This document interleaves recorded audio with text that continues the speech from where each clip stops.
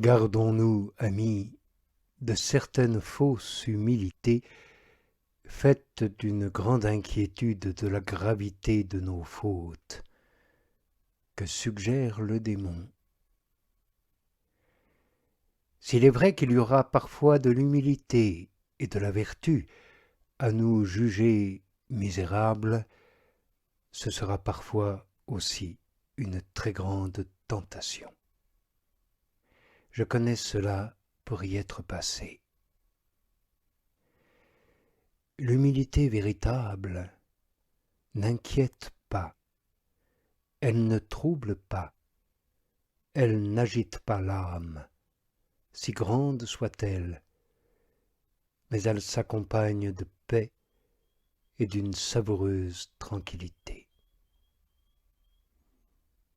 La véritable humilité détourne de soi-même pour s'attacher exclusivement à Dieu, à ses ordonnances, sa volonté.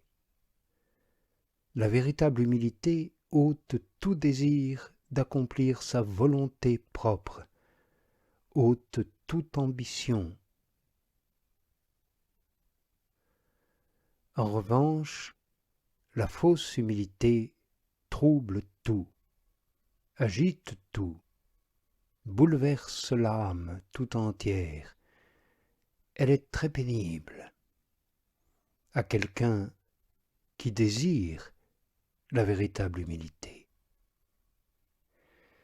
Je crois que le démon cherche à nous faire croire que nous sommes humbles, et s'il le pouvait, il nous inciterait à nous méfier de Dieu et surtout de son infinie miséricorde, ce qui est au contraire un acte de pur orgueil, puisqu'on estime la force de son acte fautif plus puissante que la force de l'acte divin. Lorsque cela nous arrivera, détournons le plus possible la pensée de notre misère et fixons-la sur la miséricorde de Dieu, sur l'amour qu'il nous porte, sur la preuve qu'il en a donnée par tout ce qu'il a souffert de nous, pour nous.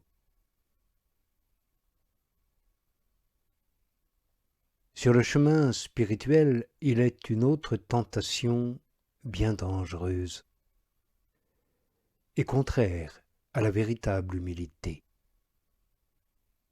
C'est de nous croire assurés de ne retomber à aucun prix dans nos fautes passées et dans les jouissances et ambitions mondaines que nous avons quittées.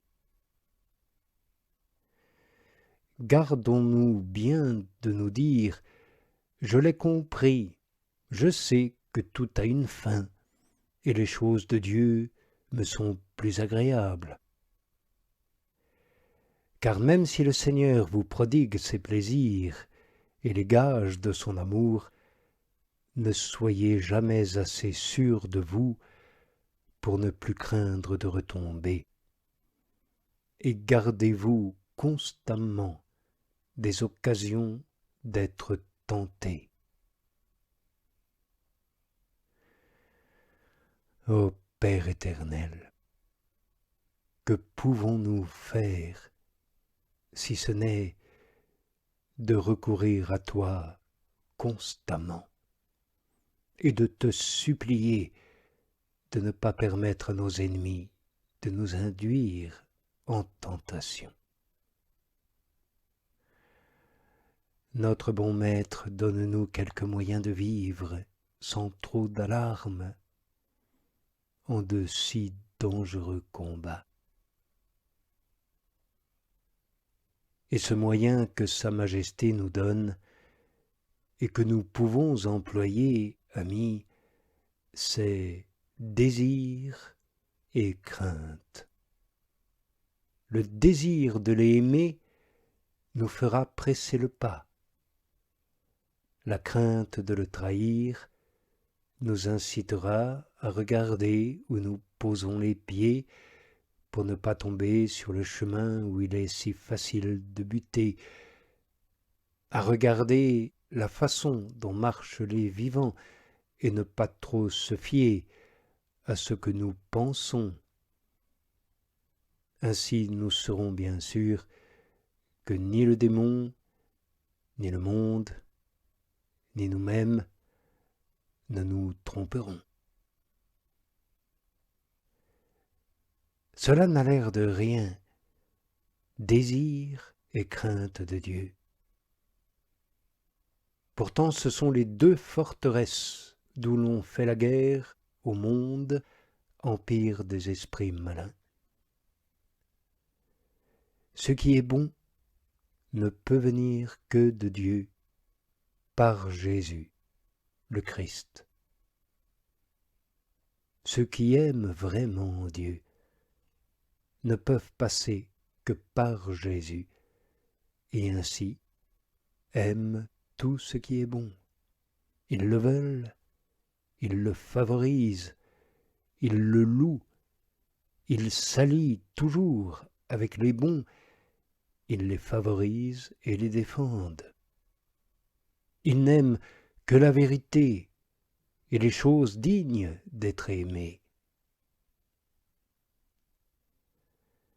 Pensez-vous qu'il soit possible à celui qui aime vraiment Dieu d'aimer les vanités mondaines, les ambitions, sa volonté propre? Il ne le pourrait point. Pas plus que les richesses, ni les honneurs, ni les réussites, ni toutes ces choses que le monde recherche, délices, plaisir, confort. Il ne querelle point, il n'envie point. Tout cela parce qu'il ne prétend à rien d'autre qu'à contenter le bien-aimé selon ce qu'il nous a dit être son contentement. Cette âme se meurt du désir d'être aimée de lui et consacre toute sa vie à rechercher les moyens de bien le suivre et de lui plaire. Si vous éprouvez ce désir de Dieu et cette crainte, soyez joyeux et tranquille. Vous ne manquerez point de recevoir l'amour de Dieu et de reconnaître cet amour là où il est. Je me demande même comment il pourrait se dissimuler et échapper au regard de votre âme.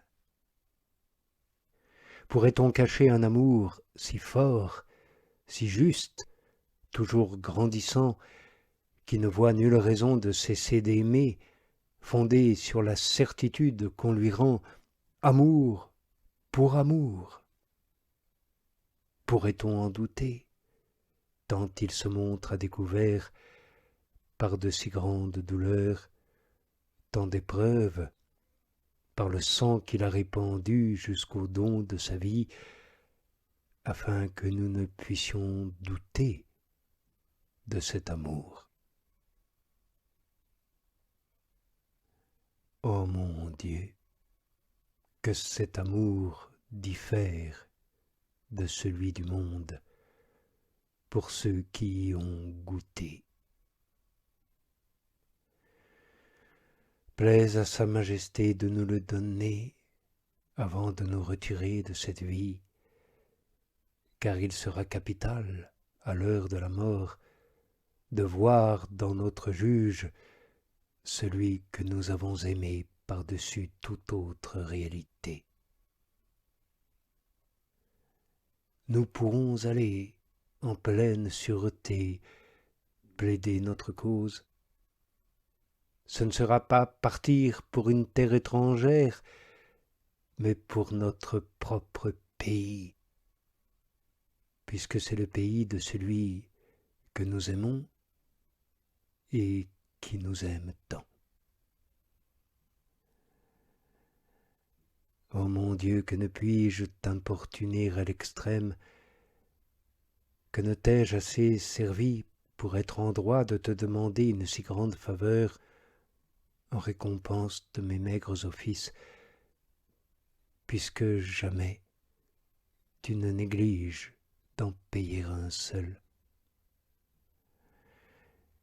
Et que puis-je faire d'autre, mon Créateur, que de te présenter le pain sacré de ton divin Fils?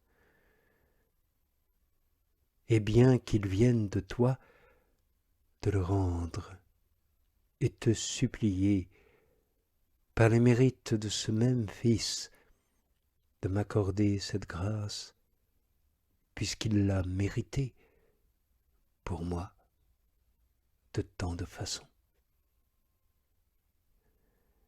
Oui, Seigneur, commande immédiatement à cette mère mauvaise de se calmer, et que la nef de ton Église ne soit pas toujours au milieu de la tempête. Oui, sauve-nous, Seigneur. Nous périssons.